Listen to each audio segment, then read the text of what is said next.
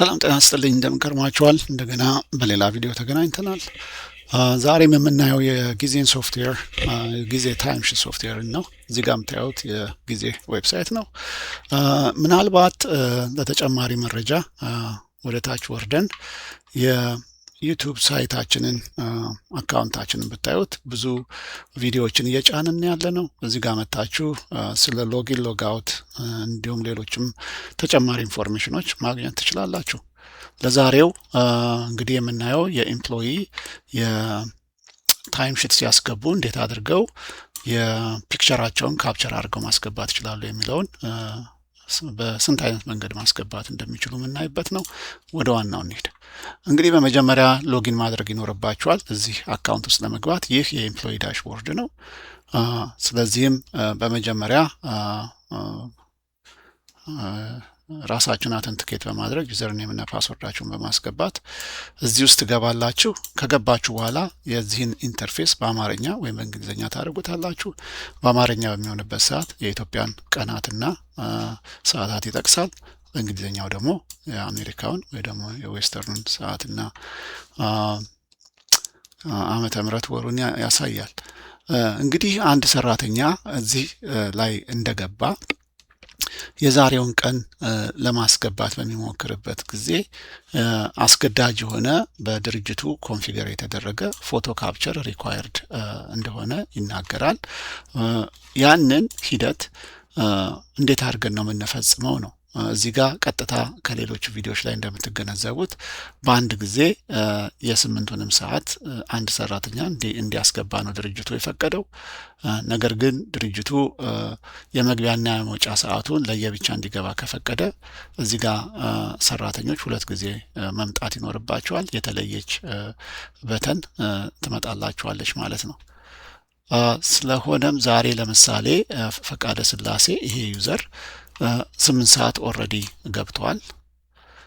ነገር ግን እሱን እንሰርዘውና ገና ለአለቃውም ሰሚት ስላላደረገው እዚህ ጋር ነው ያለው። ሰሚት ስላላደረገው ይሄንን ፎቶንም ጨምሮ እንዴት አድርገን መልሰን ማስገባት እንደምንችል ነው። እዚህ ጋር እንደምታዩት ለማናጀሩ ገና አልገባም። ኤዲት ለውና እዚህ ጋር መጥቼ ድሊት እለዋለሁ። ይህንን ድልት ካልኩትኝ በኋላ ይጠፋል። አሁን ይሄ ሰራተኛ በዛሬው ዕለት ገና አልገባም ማለት ነው። እዚህ ጋር ያሳየናል። ኖት ቼክድ ኢን ይለናል። እንደፈለጋችሁ በአማርኛም ቋንቋ መለወጥ ትችላላችሁ። ያው ኢንፎርሜሽኑን ሙሉ ለሙሉ ያሳያል። እንግዲህ ይህ ሰራተኛ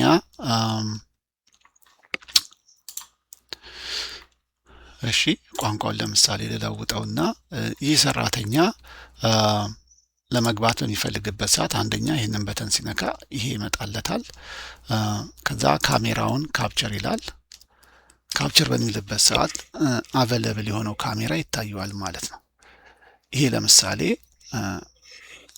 የአንደኛው ሰራተኛ ፎቶ ቢሆን እርግጥ ይሄኛው የእቃ ፒክቸር ነው። ነገር ግን የራሱ የሰራተኛውን ፎቶ እዚህ ጋር ማስገባት አለበት። ከዛም በኋላ ካፕቸር ሲለው ፎቶ ያነሳል ማለት ነው። ከፈለገ ፎቶ መለወጥ ቢፈልግ እዚህ ጋር ይሄንን ያንቀሳቅስና የሚፈልገውን አይነት ፎቶ ማንሳት ይችላል ማለት ነው። ከዛም በኋላ ሰሚት ሲለው ፕሮሰስ ያደርግና ይህ ሰው አውቶማቲክ በሆነ መንገድ ይሄንን የሰዓት ምዝገባ አካሂዷል ማለት ነው። ወደ ውስጥ ገብተን ስናየው እዚህ ጋር ፎቶ በትክክለኛው መንገድ ካፕቸር ተደርጎ ይታያል ማለት ነው። እንግዲህ ከዚህ በተለየ ሁኔታ ይሄኛው እንግዲህ የዛሬውን ቀን ለማስገባት 8 ሰዓት ሰርቷል። ይሄ ሰው በአንድ ጊዜ እንደየድርጅቱ ሕግ አንድ ሰው ከሰዓት በኋላ ላይ ይሄንን የ8 ሰዓቱን ማስመዝገብ ካለበት በዛ አይነት ሁኔታ ያስመዘግባል። ነገር ግን ዘግይቶ የትላንትናውን ያላስገባ ሰው ኒው ታይምሺት የሚለው ጋር ይመጣና እዚህ ጋር ፕሮጀክቱን ይመርጣል። ለምሳሌ አድሚኒስትሬሽን ነው ፕሮጀክቱ። ቀኑ ይሄ የዛሬው ቀን ነው። ስለዚህ የትላንትናውን ቀን ማስገባት ከፈለኩኝ የትላንትናውን ቀን መርጣለሁ። ሰዓቱ ከሌሊቱ 6 ሰዓት እስከ ጠዋቱ 12 ሰዓት ተኩል ነው የሰራሁትኝ ሬጉላር ታይም። እዚህ ጋር ካሜራውን እንደገና ያመጣል። ምክንያቱም አሁንም በድርጅቱ አስገዳጅነት የቀረበ ስለሆነ እያንዳንዱ ሰራተኛ እዚህ ጋር ይመጣና ካሜራውን ራሱን ፊቱን ካፕቸር ያደርጋል ማለት ነው። ግለሰቡ በትክክል ራሱ እንዳስገባ ለማረጋገጥ አስፈላጊ ሆኖ ከተገኘ የተለያየ ማስተካከያ አድርጎ ግለሰቡ ካፕቸር ፎቶ ይለዋል። ኢሚዲየትሊ ፎቶ ካፕቸር ተደረገ ማለት ነው። አሁን ይሄንን ሴቭ ማለት አለብን፣ ይሄ ፎቶ ካፕቸር መደረጉን ለማየት ማለት ነው። ምናልባት ለየት እንዲል ሌላ አይነት ማቴሪያል እንደገና ማንሳት እንችላለን። ይሄኛው ሌላ ማቴሪያል እንጨምርበት ከቅድሙ ጋር እንዲለይልን ማለት ነው። ስለዚህ ካፕቸር ልበለው ይሄውና፣ ከዛ በኋላ ሴቭ ስለው ለዚህ ቀን ኦልሬዲ የገባ ሰዓት አለ ብሎ በካምፓኒው ከ8 ሰዓት በላይ ማስገባት አይችልም ብሏል። ስለዚህ ተመልሰን ወደ ኋላ ማስተካከል አለብን። ይሄ ማለት በዚህ ቀን የገባ የ8 ሰዓት ሰራተኛው ሰርቷል፣ ከ8 ሰዓት በላይ መስራት አይችልም ነው። ከ8 ሰዓት በታች የሰራበት ቀን በአንድ ሰርቷል። ስለዚህ 4 ሰዓት ያህል እዚህ ጋር ማስገባት ይችላል ማለት ነው። እንየው እስኪ።